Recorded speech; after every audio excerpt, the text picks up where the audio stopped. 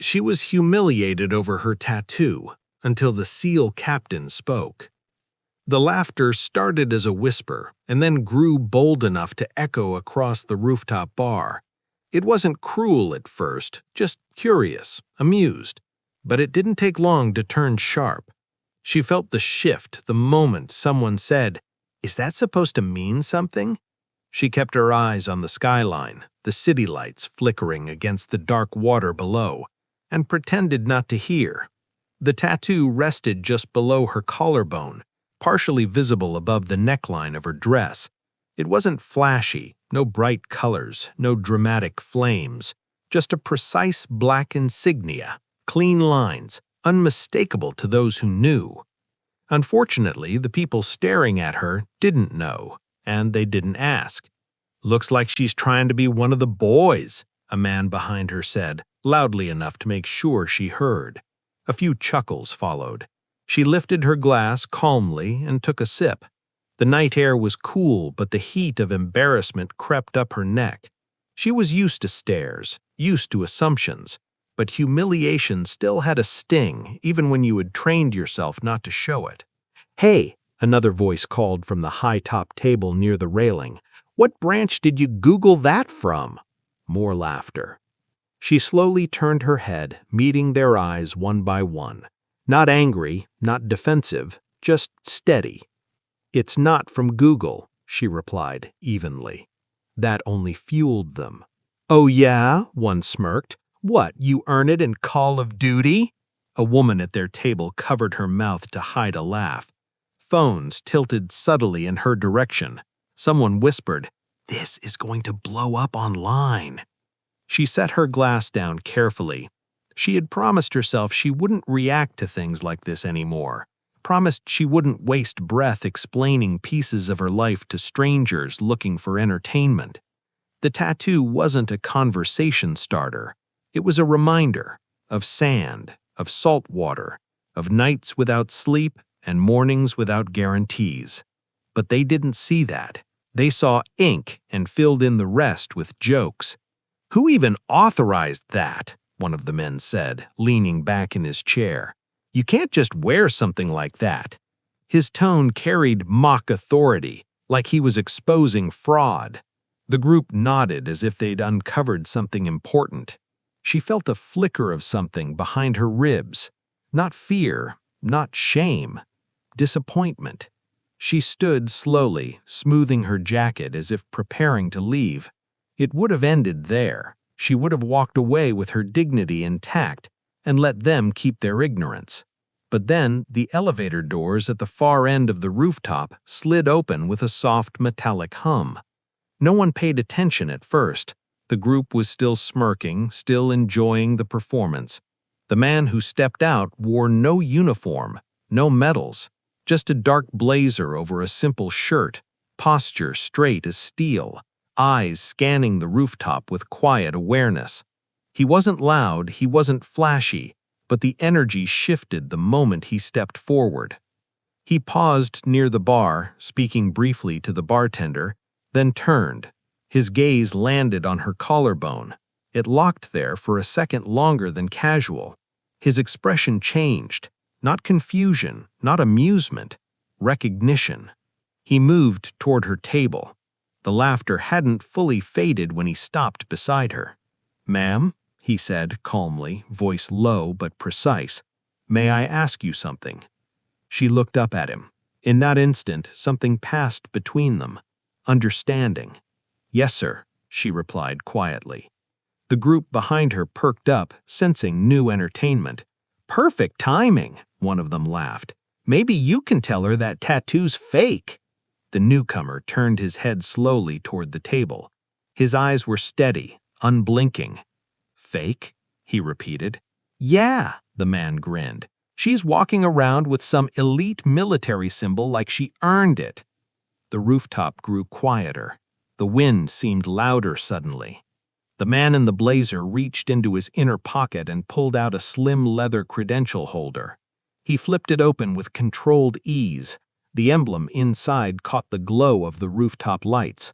United States Navy. Captain. A Navy SEAL captain. The laughter evaporated. "That insignia," he said evenly, stepping closer to her, "is not decorative."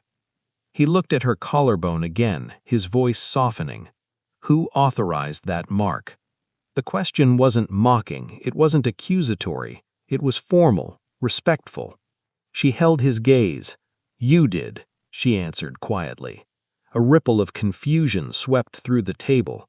The captain's jaw tightened slightly, memory flashing across his eyes. "That was your second deployment." She nodded once. "Yes, sir." The men who had been laughing shifted uncomfortably in their seats. "Wait, deployment?" one whispered. The captain turned back toward them. "That insignia signifies completion of classified joint operations under Naval Special Warfare Command." His tone never rose, but it carried weight that pressed down on the rooftop like gravity. "It is awarded after successful mission cycles under extreme operational conditions." Silence swallowed the space where mockery had lived moments before. "You don't get it," he continued calmly. "You survive for it." The woman at the table lowered her phone slowly. The boldest of the group cleared his throat. "We were just joking." The captain's gaze sharpened. "About service?" He gestured subtly toward her. "About sacrifice?" No one answered. She stood straighter now, not because she needed validation, but because truth had a way of anchoring posture. The captain looked at her again, and something rare flickered across his disciplined expression. Pride. "You carried your team through extraction," he said quietly. "Under fire."